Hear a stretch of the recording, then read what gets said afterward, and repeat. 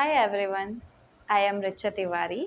I would like to introduce myself as an innovative and a creative person who loves to spend quality time with the students.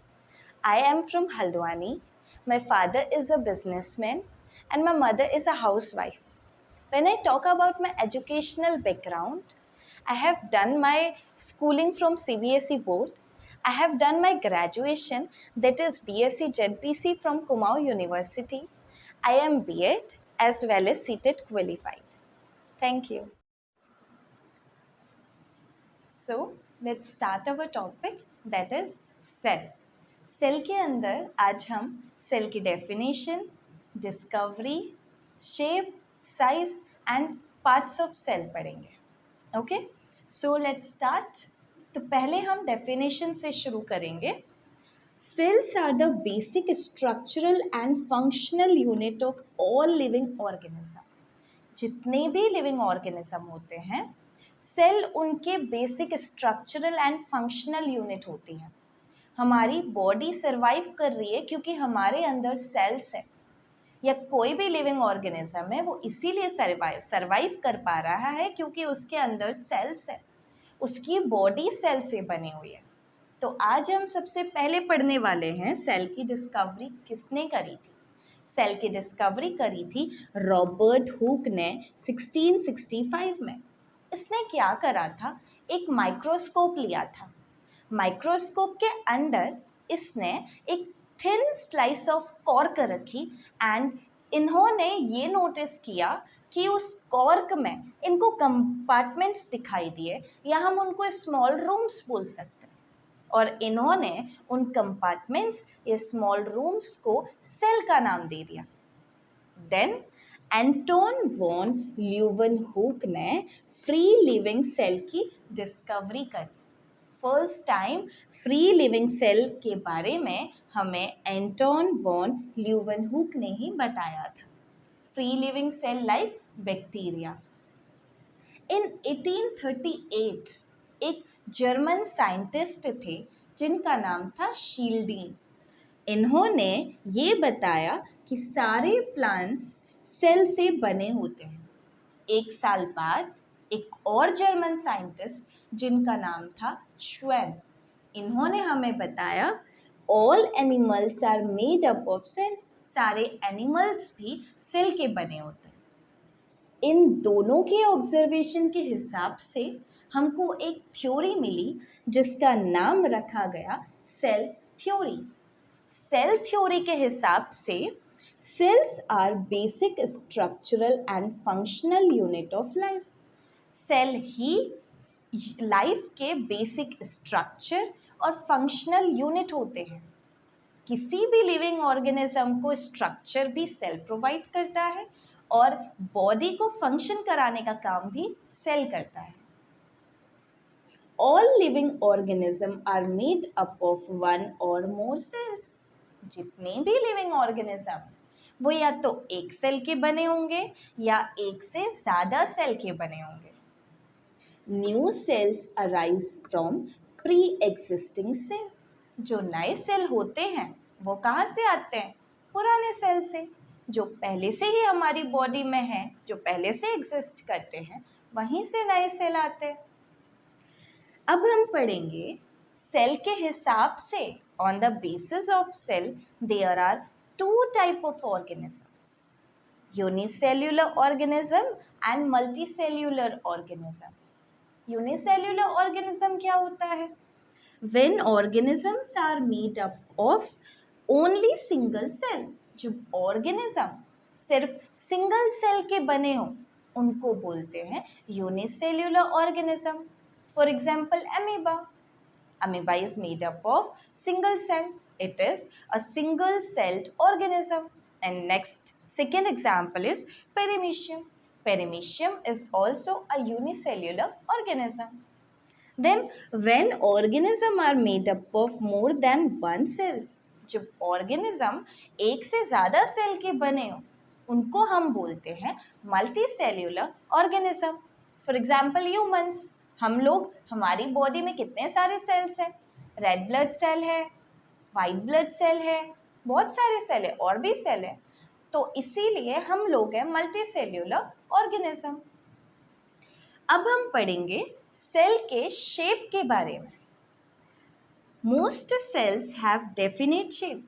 बहुत सारे cell ऐसे होते हैं जिनका shape definite होता है, वो अपने शेप को चेंज नहीं कर पाते।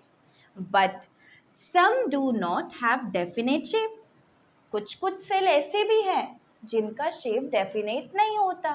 For example amoeba. अमीबा अपना शेप चेंज कर सकता है। अब शेप्स अलग अलग तरीके के हो सकते हैं, अलग अलग टाइप के हो सकते हैं, जैसे कि स्पेरिकल शेप्ड हो सकते हैं, यानी घुमा हुआ like a ball, spherical shaped round type का। कुछ स्पिंडल शेप के हो सकते हैं, कुछ आपके ब्रांच्ड शेप के हो सकते हैं। तो अभी हम पढ़ेंगे स्पेरिकल शेप, यानी कि राउंड। इस टाइप का स्पेरिकल ये हो गया। स्पेरिकल शेप का एग्जाम्पल अगर हम देखें तो ह्यूमन ब्लड सेल्स, जो हमारे अंदर ब्लड सेल है वो राउंड है, राइट। उसके बाद हम पढ़ेंगे स्पिंडल शेप। स्पिंडल शेप का स्ट्रक्चर इस टाइप का होता है, जिसमें स्टार्टिंग टिप और ये दोनों जो टिप होती है ये थोड़ा सा पॉइंटेड होती है। ये आपका होता है मसल सेल। ओके, तो ये एग्जाम्पल इसका एक स्पिंडल शेप सेल का एग्जाम्पल हो गया मसल सेल्स। फिर आता है आपका branched shaped cell. Branched shaped cell का अगर मैं एग्जांपल बताऊं तो नर्व सेल। नर्व सेल कैसा होता है? इस टाइप का।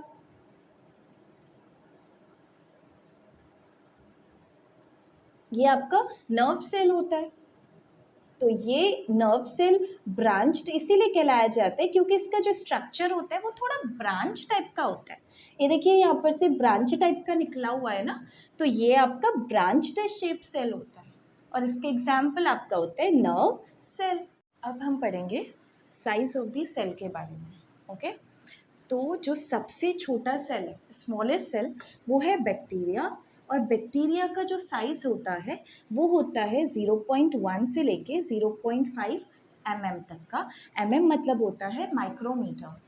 उसके बाद सबसे लार्जेस्ट सेल, जो सबसे बड़ा वाला सेल है, वो होता है ऑस्ट्रिच का एग, जो कि होता है 170 mm इंटू 130 mm के साइज़ का। mm मतलब होता है micrometer. Size of cell has no relation with the size of an organism. जो सेल का साइज होता है उसका ऑर्गेनिज्म के साइज से कोई भी रिलेशन नहीं होता है।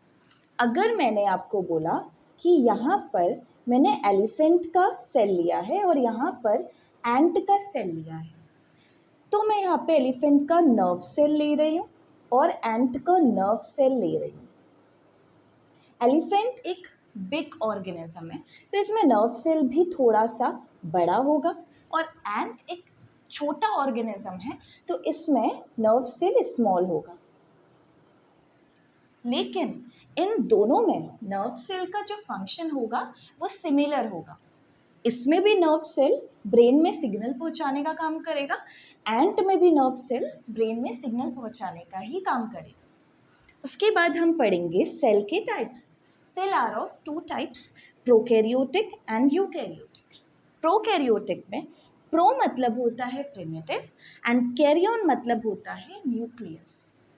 Cell which do not have a defined nuclear membrane, वो सेल जिनकी न्यूक्लियर मेम्ब्रेन वेल डिफाइंड नहीं होती हैं वो होते हैं prokaryotic cell. For example blue green algae and bacteria, they both are prokaryotic cell. Next आता है आपका यूकैरियोटिक सेल। यूकैरियोटिक सेल्स ऐसे सेल होते हैं जिनके पास न्यूक्लियस और वेल डिफाइंड न्यूक्लियर मेम्ब्रेन भी होता है। Example plant and animal cell. Eu का मतलब होता है ट्रू एंड कैरियन का मतलब होता है न्यूक्लियस। अब हमारा नेक्स्ट टॉपिक है पार्ट्स ऑफ अ सेल। अब हम पढ़ेंगे सेल के पार्ट्स के बारे में। फर्स्ट है हमारा cell membrane. This is a cell. Cell के अंदर ये है हमारा न्यूक्लियस, और ये बाहर से जो कवरिंग है सेल को प्रोटेक्ट करती है, जो इसको बोलते हैं सेल मेम्ब्रेन। तो सेल मेम्ब्रेन क्या है? Covering of a thin layer. Thin layer की एक कवरिंग होती है सेल के बाहर, जिसे हम बोलते हैं सेल मेम्ब्रेन। सेल मेम्ब्रेन का दूसरा नाम होता है प्लाज्मा मेम्ब्रेन। इसको हम प्लाज्मा मेम्ब्रेन के नाम से भी जानते हैं। Cell membrane are composed of lipid and proteins. इनको हम सिलेक्टिवली परमिएबल मेम्ब्रेन भी बोलते हैं। क्यों? क्योंकि ये कुछ मटेरियल को एंट्री प्रोवाइड करते हैं और एग्जिट प्रोवाइड करते हैं। सारे मटेरियल को अंदर नहीं जाने देते और सारे मटेरियल को सेल मेम्ब्रेन के बाहर नहीं जाने देते हैं। इसीलिए इनको बोलते हैं सिलेक्टिवली परमिएबल मेम्ब्रेन, बिकॉज कुछ ही सिलेक्टेड मटेरियल को एंट्री और एग्जिट प्रोवाइड करते हैं। उसके बाद give form to the cell. Cell membrane cell को एक स्ट्रक्चर प्रोवाइड करता है and it protect the cell from injury. Cell को कोई भी इंजरी होने से प्रोटेक्ट करता है। नेक्स्ट पार्ट जो है हमारा वो है cytoplasm. Cytoplasm is a jelly like structure which is present between the nucleus and the cell membrane. Cytoplasm nucleus और सेल मेम्ब्रेन के बीचों बीच में प्रेजेंट रहता है। इसको बोलते हैं साइटोप्लाज्मा। साइटोप्लाज्मा में ऑर्गेनल्स भी प्रेजेंट रहते हैं। कुछ सेल ऑर्गेनल्स जैसे कि mitochondria, Golgi apparatus, endoplasmic reticulum, ये सब भी हमारे साइटोप्लाज्मा में ही प्रेजेंट रहते हैं। थर्ड पार्ट है हमारा सेल वॉल। सेल वॉल भी एक कवरिंग होती है सेल के बाहर, लेकिन ये सेल मेम्ब्रेन के भी बाहर होती है, बट सिर्फ प्लांट सेल में, बिकॉज प्लांट्स को कुछ एक्स्ट्रा प्रोटेक्शन की ज़रूरत होती है क्योंकि वो स्टेबल होते हैं अपनी जगह में। तो सेल वॉल क्या है? एडिशनल कवरिंग है over cell membrane. Cell membrane के बाहर एक और कवरिंग होती है, बट ये सिर्फ प्लांट सेल में ही होती है। And it gives shape and rigidity to the cell. ये सेल को शेप भी देती है और साथ में रिजिडिटी भी देती है। नेक्स्ट पार्ट हम पढ़ेंगे न्यूक्लियस। न्यूक्लियस स्पेरिकल होता है, राउंड होता है एंड सेंटर में प्रेजेंट रहता है।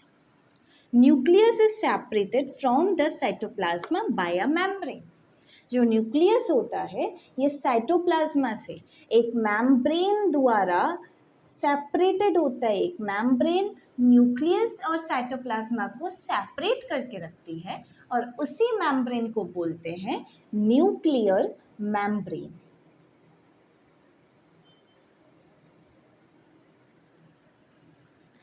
न्यूक्लियोलस। अब ये न्यूक्लियोलस क्या होता है? इस न्यूक्लियस के अंदर छोटे छोटे कुछ कंसंट्रेटेड मटेरियल होते हैं जिनको बोला जाता है न्यूक्लियोलस। उसके बाद हम पढ़ेंगे क्रोमोसोम्स के बारे में। न्यूक्लियस के अंदर थ्रेड लाइक स्ट्रक्चर पाए जाते हैं। इन थ्रेड लाइक स्ट्रक्चर को ही हम क्रोमोसोम्स कहते हैं। ये थ्रेड लाइक स्ट्रक्चर यानी कि क्रोमोसोम्स करते क्या है? Chromosomes carry genes and help in inheritance और transfer of characters from the parents to offspring. जो क्रोमोसोम्स होते हैं ये जीन्स कैरी करते हैं और कैरेक्टर्स को पेरेंट्स से ऑफस्प्रिंग तक ट्रांसफर होने में मदद करते हैं। Chromosomes are composed of DNA. Chromosomes बनता है डीएनए से। डीएनए की फुल फॉर्म होती है डीऑक्सीराइबोन्यूक्लिक एसिड। अब हमने पढ़ा था कि क्रोमोसोम्स जीन्स कैरी करते हैं, तो ये जीन्स क्या होते हैं? Genes are functional segment of DNA. Genes DNA के फंक्शनल सेगमेंट होते हैं। DNA molecules contain information necessary for constructing and organizing cell. DNA क्या करते हैं फिर? DNA molecules जो होते हैं ये information contain करते हैं जो कि किसी भी सेल को organize और construct करने में बहुत ज़्यादा necessary होते हैं। तो हमारा जितने भी पार्ट्स ऑफ सेल हैं वो हमने कंप्लीट कर लिया है। ये हमारा टॉपिक कंप्लीट हो चुका है। Thank you.